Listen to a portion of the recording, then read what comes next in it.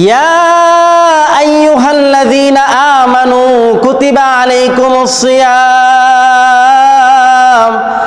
কামা কুতিবা আলাল্লাযীনা মিন ক্বাবলিকুম লাআল্লাকুম তাত্তাকুন। আল্লাহ পাক রব্বুল আলামিন ইমানদারদেরকে ডাক দিয়ে বলতেছেন, এ ইমানদারগণ, আমানু কুতিবা আলাইকুমুস সিয়াম, হে আমার ইমানদারগণ বান্দারা, আমি তোমাদের উপর রোজাকে ফরজ করে দিয়েছি, যেইভাবে আমি ইতিপূর্বে অন্যান্য উম্মতদের উপর রোজা ফরজ করে দিয়েছি। আমার আল্লাহ তাআলা এইভাবে কত সুন্দর করে ডাক দিয়ে বলতেছেন। এই আয়াতের মধ্যে আমার আল্লাহ তাআলা ইমানদারদেরকে অনেক মায়া করে, মহাব্বত করে, ভালোবেসে ডাক দিতেছেন, কারণ ইমানদারগণ হলো আমার আল্লাহ পাক রব্বুল আলামিনের বন্ধু।